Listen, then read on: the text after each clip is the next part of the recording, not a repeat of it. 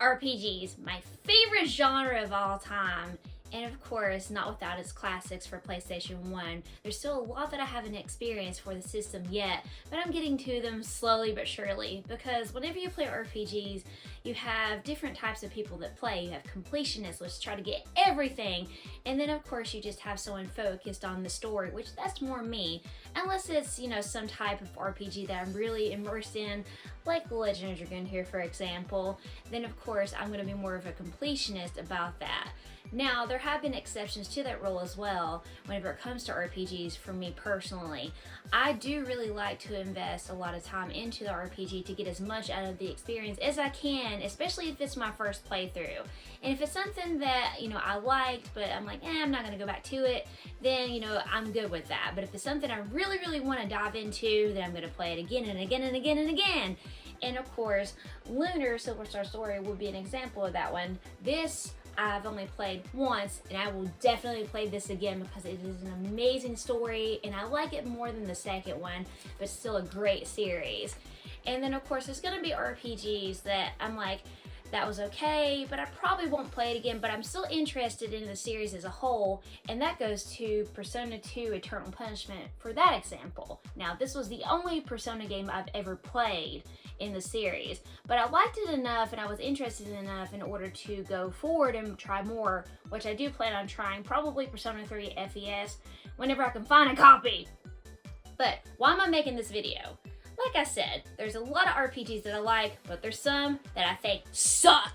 And we're gonna talk about games that I've played, whether I've beaten them or I've just played them for a short period of time, that I absolutely cannot stand for PlayStation 1.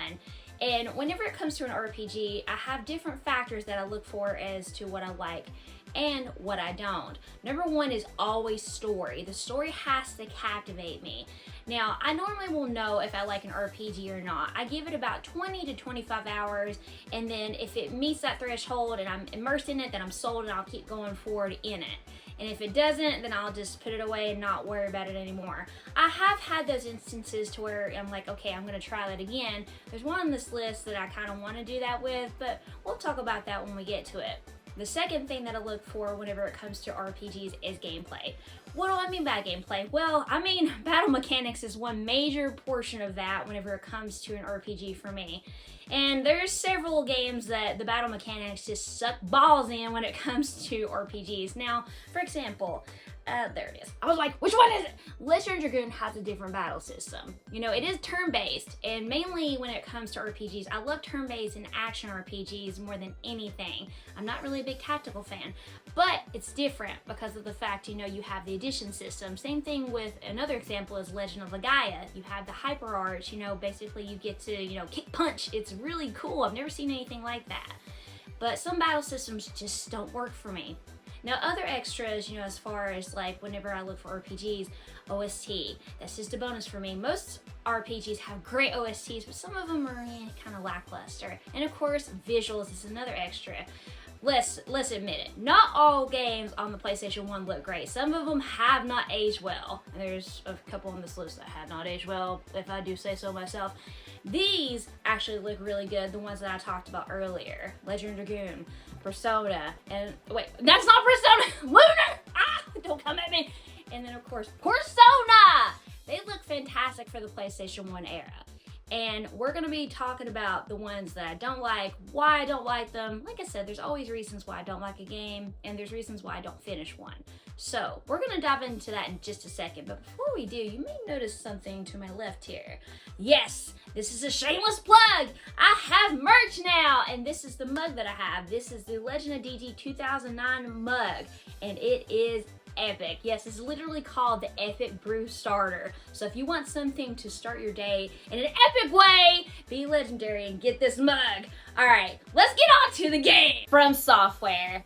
They can have great games, hard as ball games, and some games, kind of not my thing. And one example that would be that is kind of off the wall for FromSoftware is Cookies and Cream. Not a lot of people know that they actually had a hand in making this game. And yes, it's on the back there. They made a lot of great titles that people may not be aware that they actually had a hand in. This game is very hard, very challenging, but very fun. Trust me, pick it up if you have never played this before. And then my favorite game of all time that they've ever made would be, nonetheless, you all know that this is coming, Bloodborne. Bloodborne is my favorite. I love the story, the atmosphere, the gameplay. It is hard as balls, like a big B-A-L-L-S, for real. But I'm a glutton for punishment, what can I say? But that's the fun of it. Whenever you die, when you finally beat the boss, it's such a euphoric feeling to finally win, especially against Lawrence. I didn't like Lawrence in the DLC. He was probably the hardest boss in the entirety of that portion that I had to deal with. In the main game, we probably would go to Martyr Ligarius. If you know, you know. But this game is my favorite of all time that they've made. The story is great. The visuals are phenomenal. Please do something else with Bloodborne from Software! You have heard me speak! Please. Now, going back to the roots. I have never played a Kingsfield game, and I finally found one for PlayStation 1, complete in box, the long box, because that's what the first one came in. Now, Kingsfield 2 is the jewel case. I don't have that one yet. And this one's not very common to find as far as out in the wild in game stores. Normally you see it online, so when I saw it at Gaming Co, I'm like, yep, I gotta pick that up, and plus it was in this protective sleeve. Now, I'm like, okay, it's from Software. Let's see how it's gonna go. And I didn't like it. So whenever I played it, I'm like, okay, I can't see anything. Where the fuck do I go? I kept going in the water. I'm like, okay, oh, not that way. Oh, not that way. And then basically whenever you go fight enemies, you first start and you look like you have some kind of little alien thing. I'm like, what the fuck is that? And they literally come at you from all sides. I'm like, what the hell? Hold on! I was trying to figure out what to do. I played it for a couple hours and I was done. Because you basically go poke, back up, poke, back up, poke, back up. It is very, very difficult. At least this one is. I'm pretty sure all the Kingsfield games are. But this just wasn't my thing. And I'm probably not going to go back and play it. Yes, I do like difficult games. I mean, yes! But this one is just not as appealing to me as Bloodborne was, or Cookies and Cream, or anything else that they played. I mean, I played a handful of games. I played Elden Ring. No, I haven't beaten it yet. I will eventually. I need to. The DLC's coming out. And then, of course, I played Sekiro, which is, no. I'm not good at that one at all. That one was one that I just picked up, I tried, I'm like, nope, I'm done. It just wasn't for me. Like I said, not all titles are going to be for you whenever you play them. Even if you love the developer, publisher, it's not always going to jive. And this one was the case. So, let's move on to the next entry. Suikoden. I don't know if I'm saying this correctly. If I'm not, let me know, because funny enough, I said Legend of Legaia wrong for the longest time. I said Legend of Legia. And someone told me that that's not how you say it. I'm like, oh crap. So that does happen to me a lot with some titles. Let me know. Anyway, so this game, I only gave it about maybe 20 to 25 hours before I'm like, I'm done. Now, I got lost so much, it's ridiculous. The map on this thing is awful. I'm like, where do I go? I could not figure out what to do or where to go. And that's the problem with me with some RPGs. Even ones I like, it's like, you know, I look at the map and like, I'll go this way. No, it's that way. No, it's that way. I've gotten lost in Tales of Legend, which I'm recently playing right now. Final Fantasy VI is a big one for me because that damn map and the fucking airship, you're like, where do I land? Everything is changed, especially when the world changes. When you finally get used to it, it's changed. Final Fantasy V wasn't as bad, but, you know, you kind of get the drift about what I'm talking about. But that's not all. The story just didn't really, like, immerse me. It didn't catch me like it, you know, I wanted RPG to. And from what I understand, most of the Suikoden series has 108 characters. And that doesn't normally bother me too much. But when it comes to an RPG, I mainly like to stick to 5 to 6 characters and see those characters develop. Not have a lot of filler characters. And some RPGs do have that problem. I'm like, why are you here? But again, I don't know enough about this series to really critique it too much other than what I've experienced. However, I want to go back and try this one again because of this. I recently played a jam pack and that had Suikoden 4 on it. And I kind of liked playing the demo that was on this. So I'm like, you know what? Let's give it another shot. And if it don't jive with me, then I won't try it again. I don't know if the Suikoden series ties in together or if it's like Final Fantasy where you can play them separately. I don't know. You let me know, because if it doesn't tie in together, fantastic. I can go on and play other ones. But if it does, then oh well. This is the masterpiece. I'm not gonna diss this one. What the fuck are you talking about? Now this is what crawled up something's ass and fucking died. It sure fucking smells like failure. Ugh. Okay. Yes, this one's dog shit. Now, people warned me when I first started to play this. They're like, it's not going to be good. You're not going to like it. It's very different from the first one. It still has some of the same mechanics, you know, as far as like the magic and stuff goes.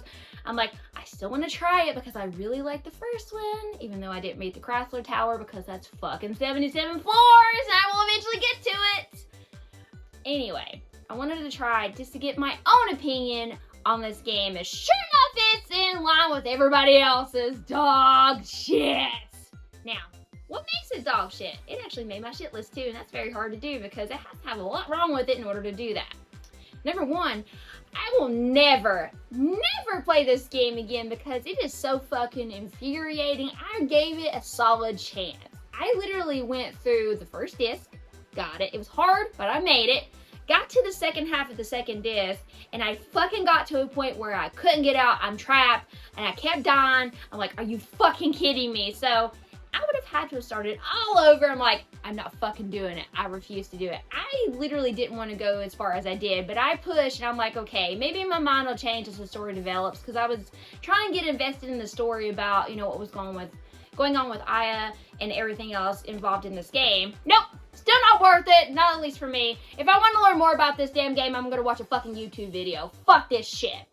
No gameplay for me anymore on this. Now, as far as gameplay goes, that's one thing.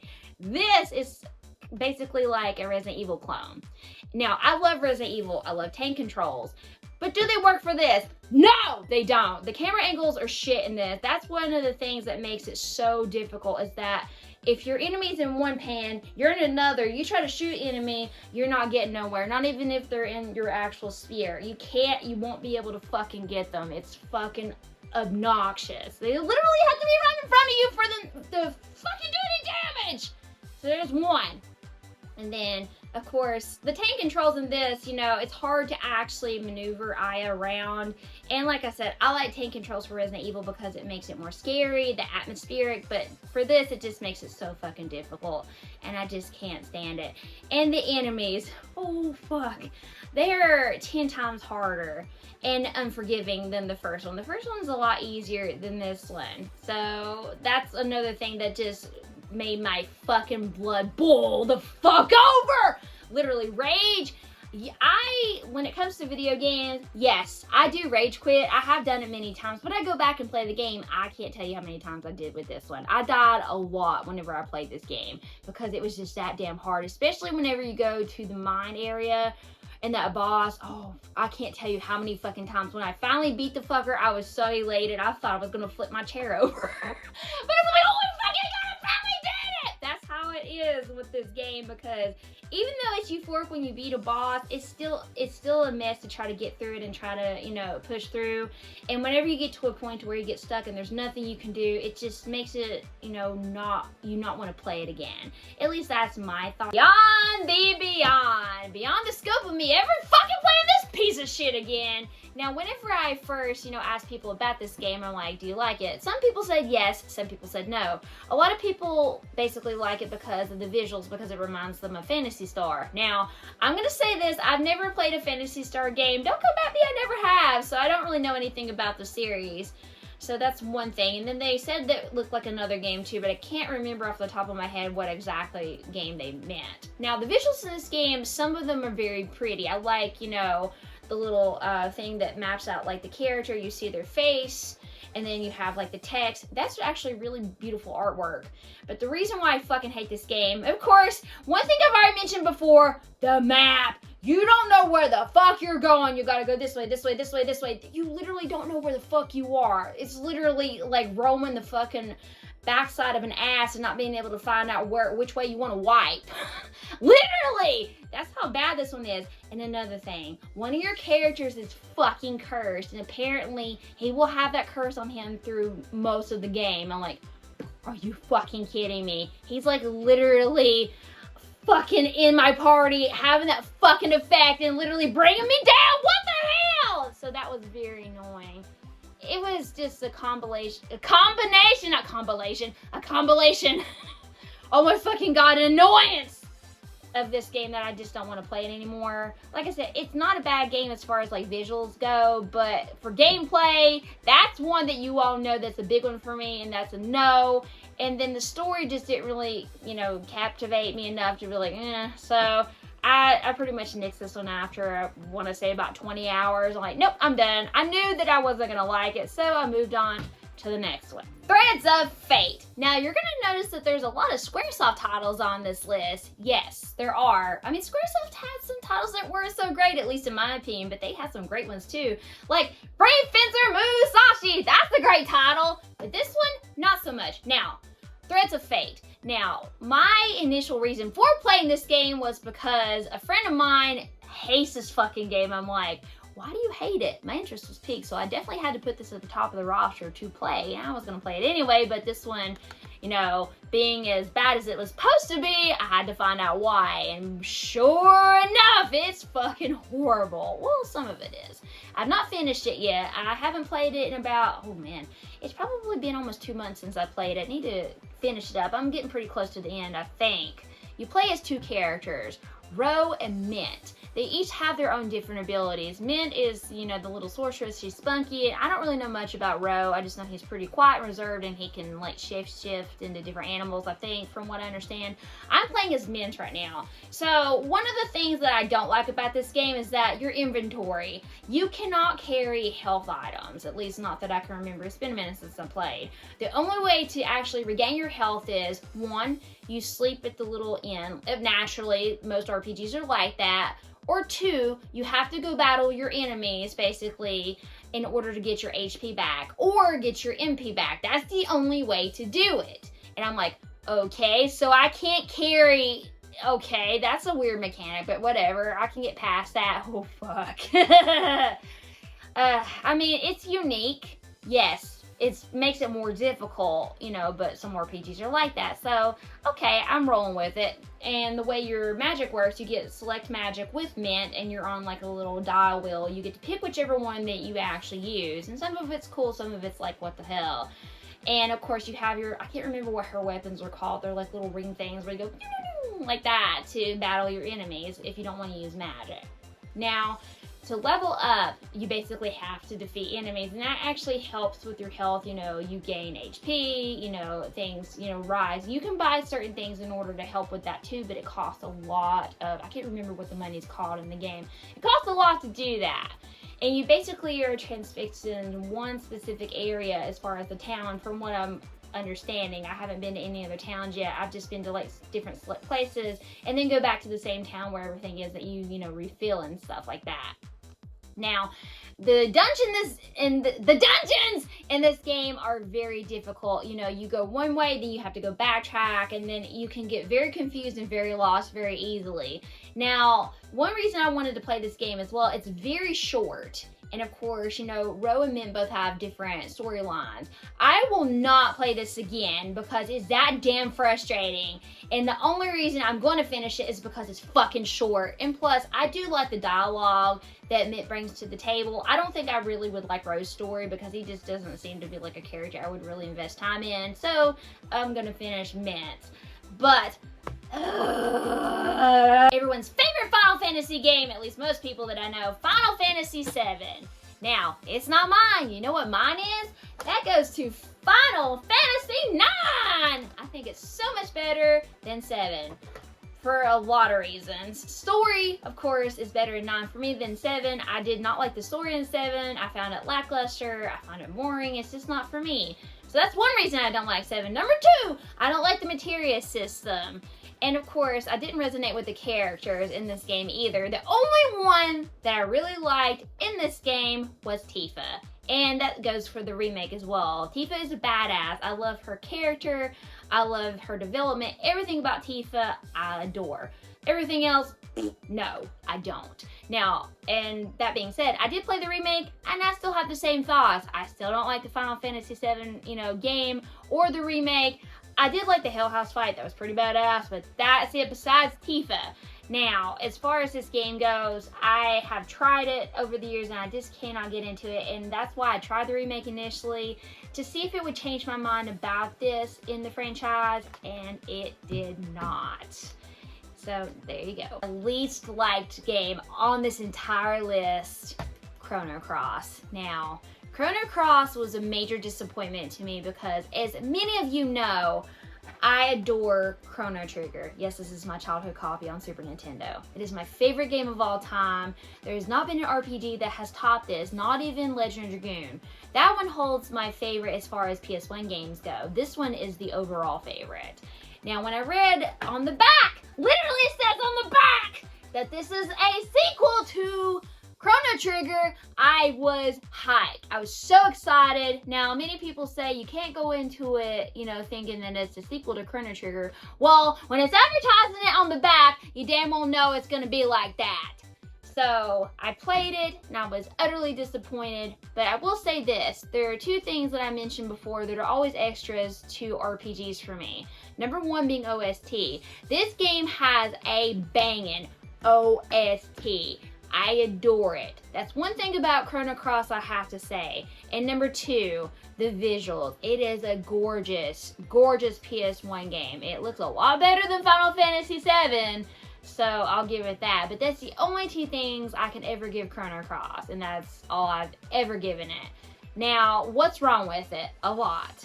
The story is convoluted as shit. I've beaten it multiple times to understand it, but when you first play it, you're like, what the fuck is going on? You have to play it more than once to understand the story, trust me. So there's that. Number two, there's 45 fucking different characters. You don't need that many characters in a fucking RPG. Like I said before, focus on 5 or 6, make the story development roll up, and then that's it. That's one thing I mentioned with Suikoden. Like I said, I don't know a lot about that game to, you know, critique it enough for the characters. I don't know if there's a lot of character development for every one of them, because that's a lot of damn character development for 108 characters. With this one, a lot of the fucking characters don't mean shit! So there's that. And of course, the main reason I fucking hate this game, and one of the biggest, is the battle system. It is dog fucking ass. I hate it. I don't like it at all. Percentage, 98, 78. What the fuck? I'm trying to hit shit. Why the hell do I have a percentage rate? And then of course you have the feel elements. It's like, okay, it's like this color, this. I'm like, what the fuck? It's so annoying to deal with that. I just cannot stand it. It is not fun at all to deal with the fucking battle system. Now, I will say that I did buy the game on Switch, but the only reason I bought it is to play Radical Dreamers, because I've never played that, and that's supposed to tie in Chrono Trigger and Chrono Cross a little bit more to make it more understandable. So it's a text adventure. I haven't got to play it yet. It is still sealed. I'll eventually get to it and play that. If it wasn't for that, I wouldn't have bought it for Switch, because that's just how much I cannot stand this game. And the only reason I keep these games in my collection, if you're wanting to know, is because I'm a collector and I'm going for the full set of PlayStation 1 games, as you all know, so I have to have them. And yes, I do need to get a black label for this because it's greatest hits! Don't come at me, I already know! But this game is just, I've tried to play it. Actually, I tried to play it a few years ago to see if I could change my mind yet again, because I tried to do that. I tried to give games a chance. After so many years, I'm like, okay, maybe my mind's different. Maybe it's in a different place. Maybe I might appreciate it more now that I'm older, now that I've played a lot more. No. Still the same thoughts. That's all I have for you as far as games on this suck shit list. All of these are what I think so far on PlayStation 1. There's many more RPGs that I still have to dive into that I own, but as you know, some games can take, whether it be, 40, 60, over 100 hours plus, so it's hard to tell when I'll get to them, but when I do, you definitely will damn well know I will give you my opinion, because I'm not afraid to talk about games I love and games I fucking cannot stand. But anyway, that's all the time that I have for you now, my friends. Until next time, this is the PlayStation Girl signing out. Game on!